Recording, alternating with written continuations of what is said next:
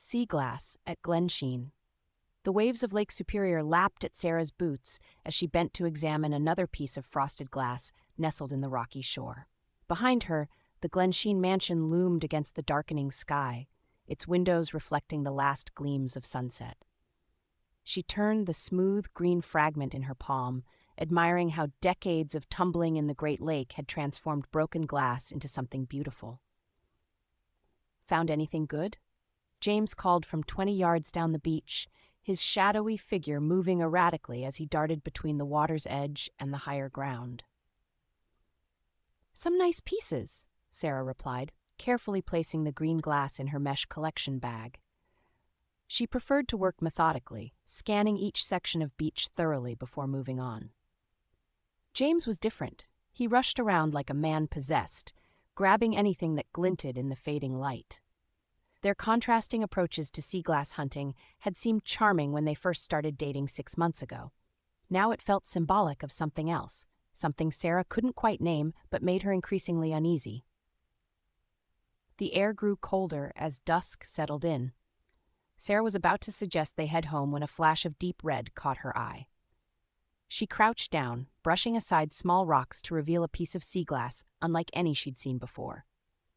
It was the size of a silver dollar, perfectly smoothed by the lake, and such a dark red it appeared almost black except when caught by direct light. "James, look at this," she started to call, but something made her stop. Instead, she quietly slipped the piece into her jacket pocket. "Sarah!" James's voice carried an odd excitement that made her stomach tighten. He was standing near the mansion's boathouse, way past where they usually hunted. "We shouldn't go that close," she called back. "It's mansion property." "Just come look," he insisted. "I found something incredible." Sarah reluctantly made her way toward him, each step feeling heavier than the last. The boathouse had featured prominently in the mansion's infamous murder case. Every Duluth schoolchild knew the story of Elizabeth Congdon and her nurse, killed one summer night in 1977. As she approached, James disappeared into the boathouse's shadowy entrance. Sarah's heart began to race. "James, we really shouldn't." "Look at this," his voice echoed from inside. "There's a whole collection in here." Sarah hesitated at the entrance, then stepped inside. Her eyes adjusted to reveal James crouched in a corner, examining something in his hands. Scattered around him were pieces of glass, not sea glass, but broken fragments that had never touched the lake. "James, what are you doing?" "That's not sea glass. Those are from the mansion." He looked up at her, and his expression made her take a step back. "They're better than sea glass," he said, his voice tight with excitement. "These are authentic, part of history." "They're stolen," Sarah whispered, suddenly understanding. "How long have you been taking things from here?" James stood, pocketing several pieces. "You don't understand. These pieces tell a story, like this one." And he pulled out a curved fragment of what might have been a wine glass. This could be from that night, the murder night. "We need to leave. Now." "Show me what you found earlier," James said, stepping toward her. "I saw you pick something up.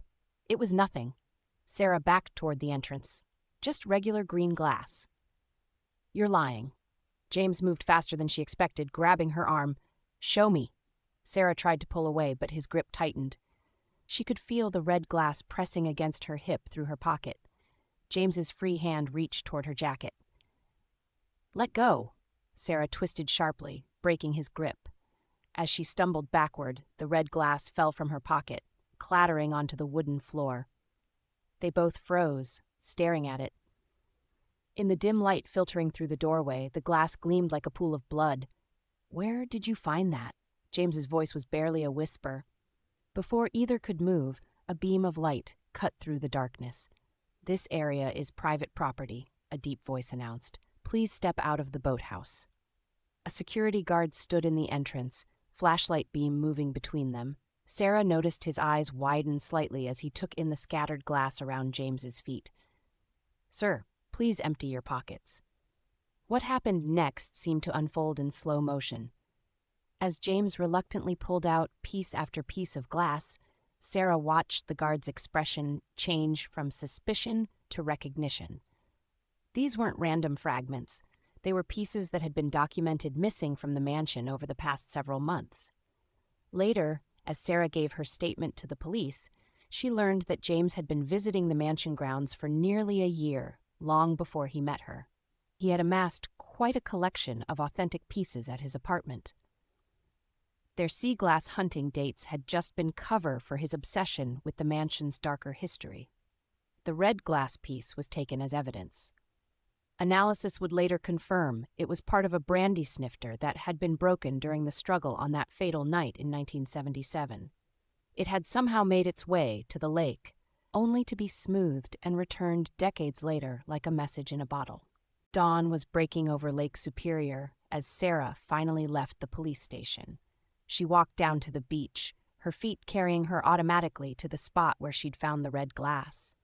The waves continued their endless turning of broken things into treasure, while behind her, the mansion's windows blazed orange in the rising sun. Sarah wondered how many other secrets lay hidden in plain sight, waiting to be discovered by someone who was looking too hard for the wrong kinds of truth. She bent down and picked up a piece of ordinary green sea glass, studying how it caught the morning light. Then she pulled back her arm and threw it as far as she could into the Great Lake's depths, watching until the splash disappeared among the waves.